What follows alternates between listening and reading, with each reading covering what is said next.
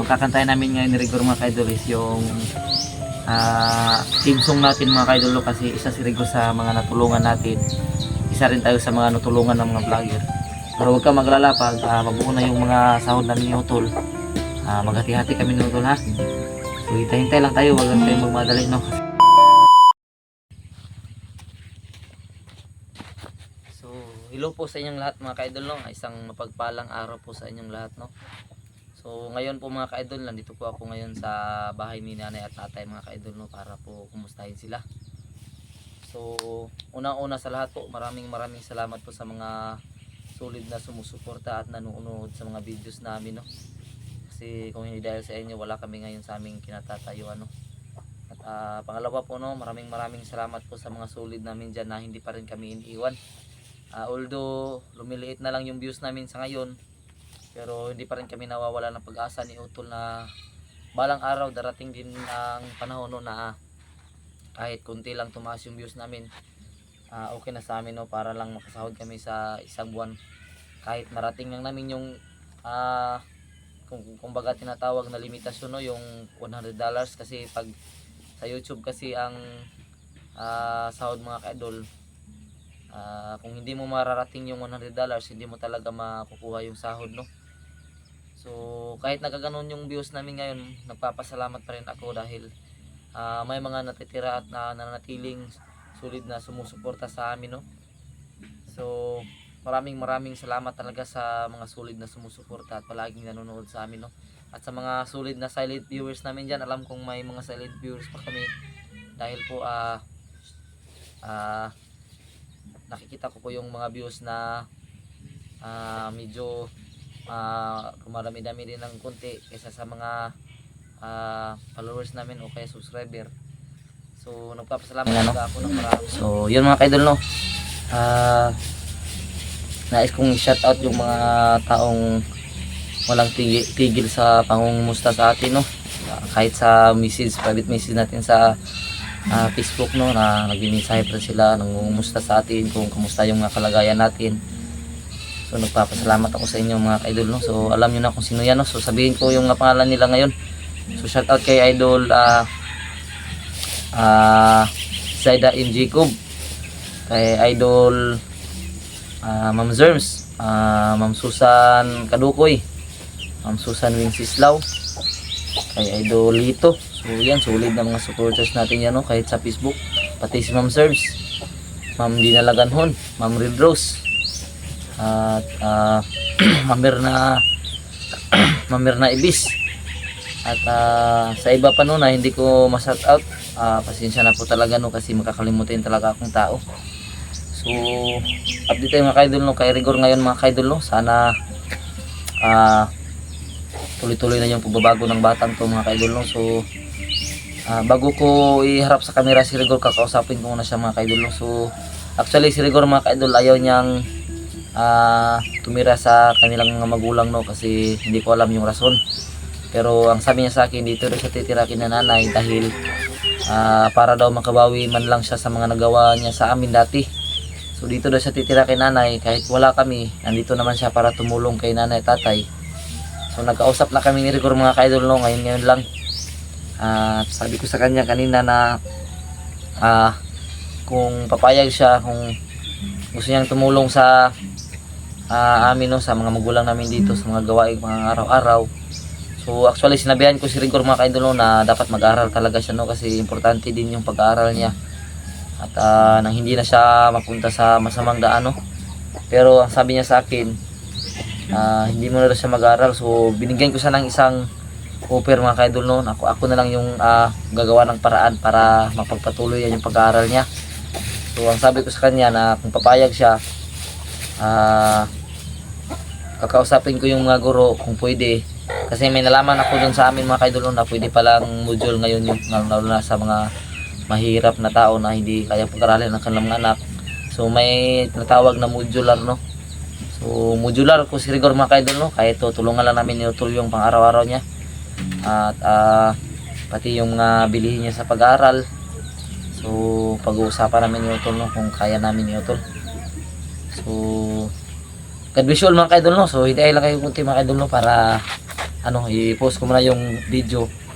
So yan mga ka-idol no, pumayag na si Rigor na humarap siya sa camera no. Kasi alam ko naman yung pakiramdam ni Rigor dati no, na sa ngayon nahihiya siyang humarap sa camera dahil alam naman natin mga ka-idol no, na nahihiya siya dahil sa mga nangyari no. At kahit na nagkaganon ang mga nangyari, ang importante Rigor na bumalik ka na dito at nagbago ka na talaga no. So sana tuloy-tuloy na yung pagbabago mo. So tulad ng sinabi ko kanina mga ka-idol, nakausap ko na si Rigor kanina na kung papayag ba talaga siya na mag-module na lang siya no. Kasi ayaw niyang pumasok sa regular kasi hindi daw kaya ng kanyang mga magulang na pag-aralin siya no. Kasi alam niya yung kahirapan na nangyayari sa kanyang mga magulang. Kaya kinausap ko siyang maigi kung gusto na daw siyang mag-aral. So ang sabi niya sa akin, gusto niyang mag-aral mga ka-idol no, gusto niya mag-aral pero hindi talaga kayanin ng kanyang mga magulang dahil marami din sila. So ilan niya kayo Rigor? Tatlo? Ikaw, yung maliit, si Bulaw, 4 kayo, yung babae pa. Oh. So ang sabi niya sa akin na mas importante daw na makapagtapos ang kanyang babae no? Sino pangalan nga nun? Pearl. So mas importante daw na mauna yung makapagtapos bago siya makapag-aral. So mas sinuko ni Rigor ang kanyang pag-aaral para sa kanyang kapatid mga ka-idol no. So yan, tulad ng sabi ko kanina, kami na yung gagawa ng paraan para makapag-aral si Rigor ng huwag kang matawa Rigor.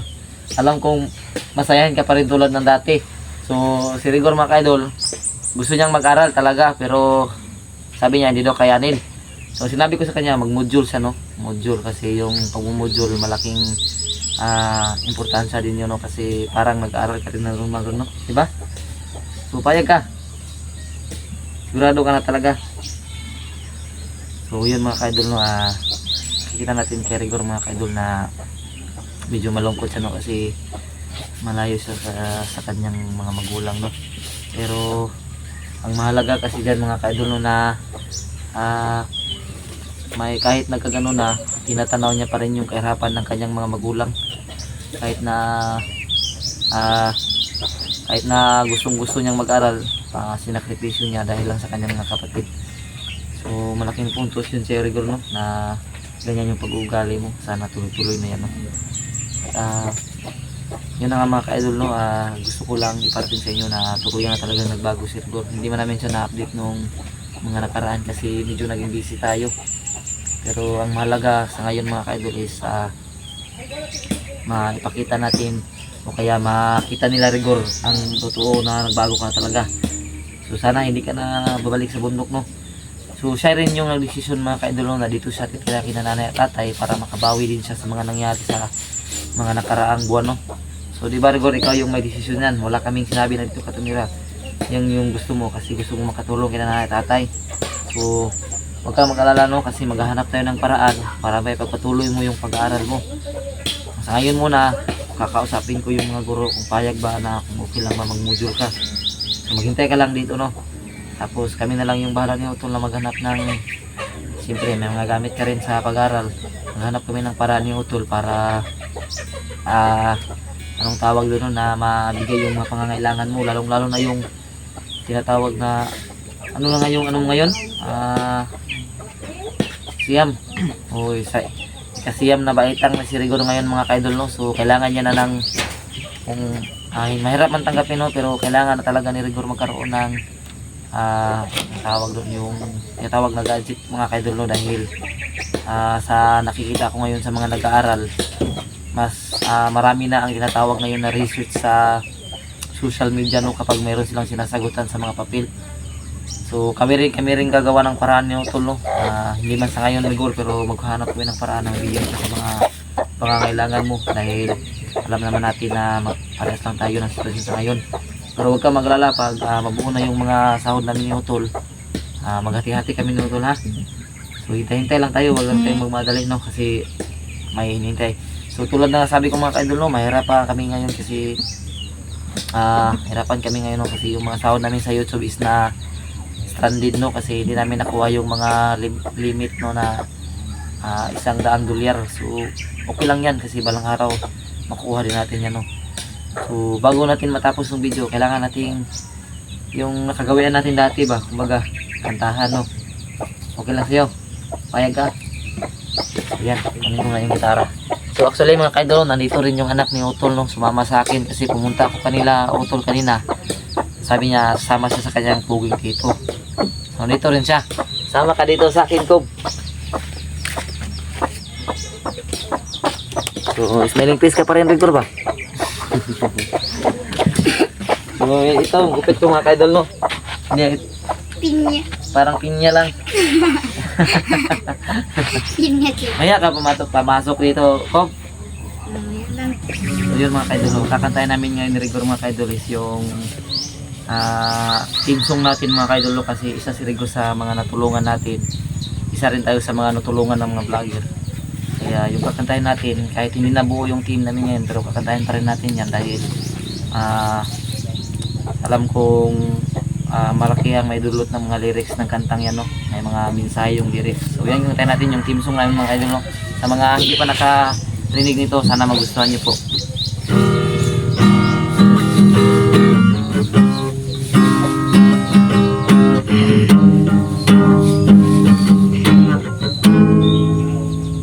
Alam mo to? Maganda kapaligiran,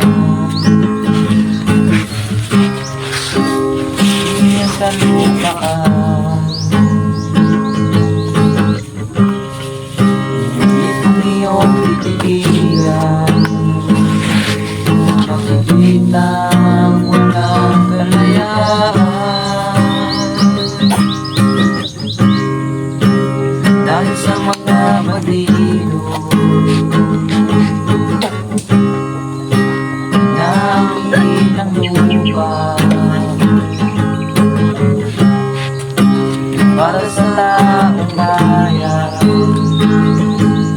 kaya kailangan ipaglaban. Dahil nandito ang Team 69 upang ipagtanggol kayo sa kasamaan. Kami ay lalaban kahit na gaano pa karami ang kalaban, ipagtatanggol kayo.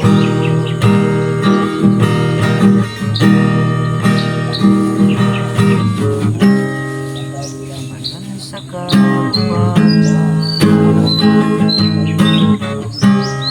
di namin uurungan,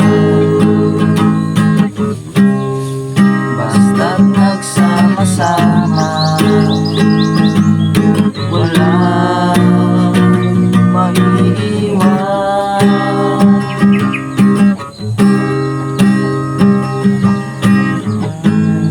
So yun mga kadol, nakalimutan namin yung lyrics ng kantang yan, no? Kasi matagal na rin namin yung hindi nakanta, pero sana gustuhan nyo po mga kaidol, no? Kasi yan yung team song ng buong team dati, pero dahil sa kahirapan ng buhay, kailangan maging maghanap ng kanya-kanyang hanap buhay, no? Para makakain, no? Kaya minsan na lang makasama yung buong team namin, pero ang importante buhay at palagi tayong sasamahan ng Panginoon, no? So sana nagustuhan nyo po mga kaidol yung kanta namin ni Rigor, no? Marunong ka pala ng Lord. So may kanta ka ba dyan?